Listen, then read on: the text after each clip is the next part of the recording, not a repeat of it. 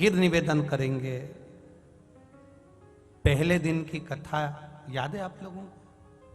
पहले दिन की कथा कारकोट सांप की याद है? किसी ने सुनी थी कि नहीं सुनी थी?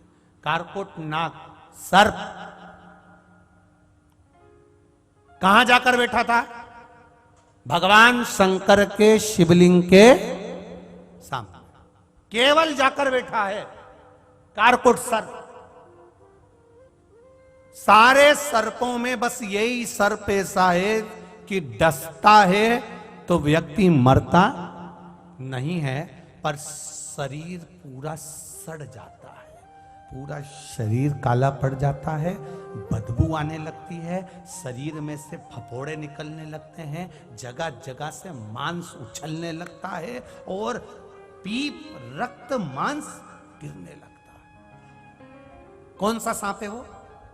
कारकोट सांप। अब इसने विचार किया कि मैं जाके बैठ गया। अब क्या करा? क्या था इसने? केवल शिवलिंग के सामने बैठा था, केवल शिवलिंग के सामने, केवल शंकर के सामने।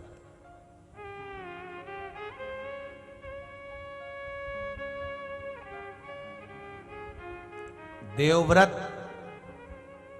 बेलपत्री के वृक्ष के नीचे जाकर बैठा हुआ है और कारकोट शिव जी के सामने जाकर बैठा हुआ है। बैठने का अंतर देखिएगा। और आपसे भी निवेदन करूंगा, आप बैठे हो शिव महापुराण के सामने, आप शिव महापुराण के साक्षी में बैठे। कई लोग प्रश्न करते हैं, गुरुजी आप कहते हो कि पंडाल में बैठकर कथा सुनना चाहिए, कथा सुनना चाहिए, पंडाल में पहुंचना चाहिए, 2 कदम चलकर शिव महापुराण की कथा में जरूर जाना चाहिए। आखिर से मिलता क्या है? पंडाल में बैठकर कथा सुनने से मिलता क्या है? तो यहां बैठने की कथा कर रही है। कारकोट शिव जी के सामने बैठा था तो कारकोट पर शंकर की कृपा हुई। देवव्रत बेलपत्री के नीचे बैठा था, देवव्रत पर भगवान की कृपा हुई। जो शिव महापुराण के सम्मुख में साक्षी में बैठता है, शंकर उस पर कृपा करता ही है, ये निश्चित है, खाली नहीं छोड़ता है। मेरा शिव दयालु है, मेरा शिव कृपालु है, वो करुणा करता है। कर्पूर गौरम करुणावतारम संसार सारम कृपा करने वाला, उदार।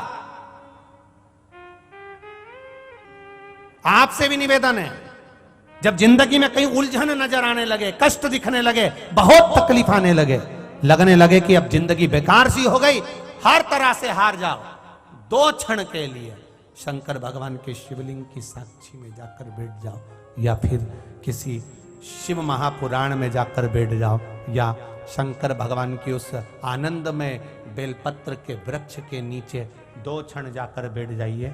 आपकी जिंदगी अपने आप धीरे धीरे संवरना चालू हो जाए। बैठो उसकी शरणागति।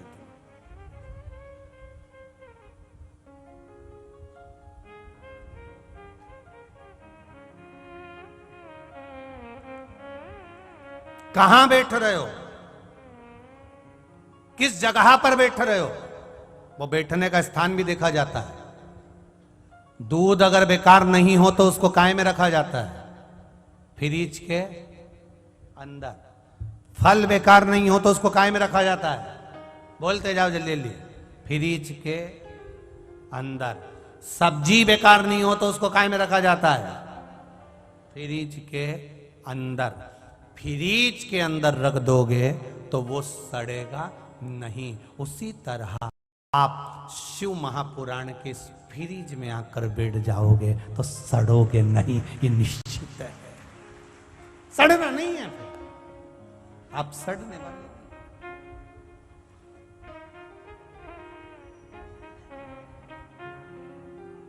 बैठो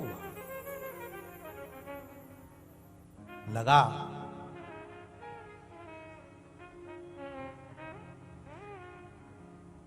देवव्रत बैठा है।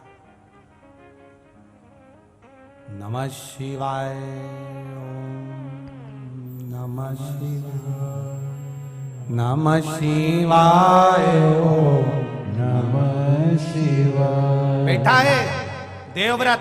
इतने में भगवान देवाधिदेव महादेव का कैलाश हिलने लगा।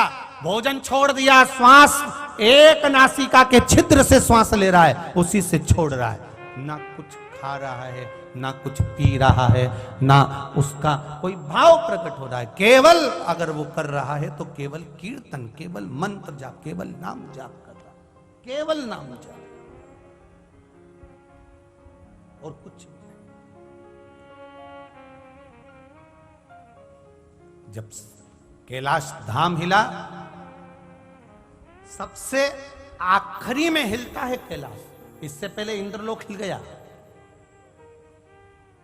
अगर कोई तप करता है ना, साधना करता है ना, भजन करता है ना, कीर्तन करता है ना, आप लोग भी अगर भगवान का भजन करोगे ना, सबसे पहले इंद्र को तकलीफ होने लगती है। सबसे पहले कहीं इसको कोई ऐसा वर ना मिल जाए, कहीं इसको कोई ऐसा आशीर्वाद न मिल जाए कि इसकी जिंदगी सवर जाए। ये इंद्र का सिंहासन नहीं मंगले, बड़ा सोचना पड़ता है इंद्र को। सबसे पहले इंद्रलोक हिलता है, देवलोक हिलता है, कैलाश धाम तो सबसे आखिरी का है, सबसे आखिरी का।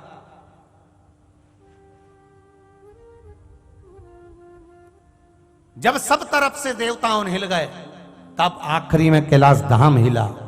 पार्वती जी ने देव अधिदेव महादेव की प्रार्थना करी, हे नाथ, हे करुणा सागर, हे करुणा करने वाले, मेरे विश्वनाथ शंभु, विश्व का भरण पोषण करने वाले, हे भोलेनाथ, आप नेत्र तो खोलो मेरे शंभु, नयन तो खोलिए, नेत्र तो खोलिए। शंभो, हे शिव स्वामी करुणा सागर, नेत्र खोलिए ना, नेत्र खोलिए।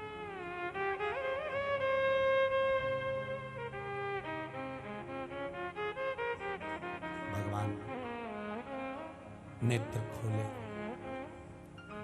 पार्वती बड़ी बेचैन दिख रही हो तुम, क्या बात है?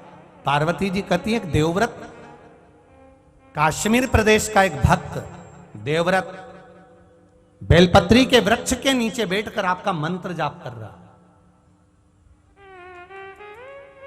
मैं आपको जगाना नहीं चाहती थी, पर बेलपत्री के वृक्ष के नीचे लक्ष्मी झाड़ू लगाती है, सरस्वती वीणा बजाती है, इंद्राणी उस बेलपत्री के वृक्ष के नीचे जल का सींचन करती है।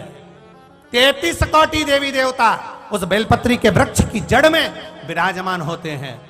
इसलिए देवव्रत एक बार पंचाक्षर मंत्र बोलता है तो वो 33 करोड़ बार गिना जाता है, ऐसा बेलपत्री का वृक्ष होता है। बेलपत्री के वृक्ष के नीचे एक बार अगर भगवान का नाम लिया जाता है तो वो 33 करोड़ बार, 33 कोटि बार गिना जाता है। एक मंत्र केवल नमः शिवाय, ओम नमः शिवाय, ओम नमः शिवाय, 33 कोटि बार गिनाया, 33 कोटि। कितना सुंदर लिखा है। अगर आपने लिंग पुराण पढ़ी हो तो लिंग पुराण के अंदर, स्कंद पुराण के अंदर, नर्मदा पुराण के अंदर और शिव महापुराण के अंदर वर्णन मिलता है। विष्णु यज्ञ होता है, शिव यज्ञ होता है, रुद्र यज्ञ होता है, लक्ष्मी यज्ञ होता है, श्री राम नाम यज्ञ होता है, राम यज्ञ होता है, वसुदेव यज्ञ होता है, कृष्ण यज्ञ होता है, मानस यज्ञ होता है, धेनु यज्ञ होता है और अश्वमेध यज्ञ होता है, सर्वोत्तम यज्ञ होता है, सर्वतोमुखी यज्ञ होता है। कितने यज्ञ भारत की भूमि पर होते हैं, ढेर यज्ञ होते हैं। शिव महापुराण की कथा कहती है, मंदिर में जाकर एक लोटा जल जब कोई व्यक्ति चढ़ाता है तो विश्व में जितने यज्ञ होते हैं वो सारे यज्ञ का पुण्य एक लोटा जल से प्राप्त हो जाता है। विश्व में जितने यज्ञ होते हैं उसका एक लोटा जल से उसका पुण्य प्राप्त हो जाता है। आप जरा विचार करिए, आप लोगों में से कितने लोग हैं जो जल चढ़ाते हैं? अब आपको रखिए यार, अश्वमेध यज्ञ, सोम यज्ञ, रुद्र यज्ञ, देव यज्ञ, इंद्र यज्ञ, जितने यज्ञ होते हैं भारत की भूमि पर, राम यज्ञ, कृष्ण यज्ञ, ये यज्ञ वो यज्ञ, जितने यज्ञ भारत की भूमि पर होते हैं, जितने संत साधु सन्यासी तपस्वी साधक उपासक, जितने ब्राह्मण जन गुरुजन करवाते हैं, आपका एक लोटा जल जब आप शिव जी को समर्पित करते हो तो इतने यज्ञ आप प्रतिदिन के कर लेते हो, आपके खाते में वो यज्ञ का आनंद प्राप्त हो जाता है। शिव मंदिर तक जाना, शिव की चौखट पर जाना। शंकर भगवान का द्वारपाल भगवान देवाधिदेव महादेव का द्वारपाल मणिभद्र। मेरे भोलेनाथ जी का द्वारपाल मणिभद्र का काम क्या है? मणिभद्र का काम क्या है? अवंती का नरेश, उज्जैन का राजा स्वयं जब संकट की घड़ी में गिर गया तब उसने कुछ नहीं करा, केवल दरवाजे की चौखट पर जाता था और उस चौखट का स्पर्श मात्र करता था और लौट कर जाता था। केवल स्पर्श, केवल छूना, और छुआ हो रहा है। क्या है ऐसा? हम फिर कहेंगे आप लोगों से, आप वैसे तो कंजरी वाले किस्मत वाले हैं, आज से इनका नाम कंजरी वाले नहीं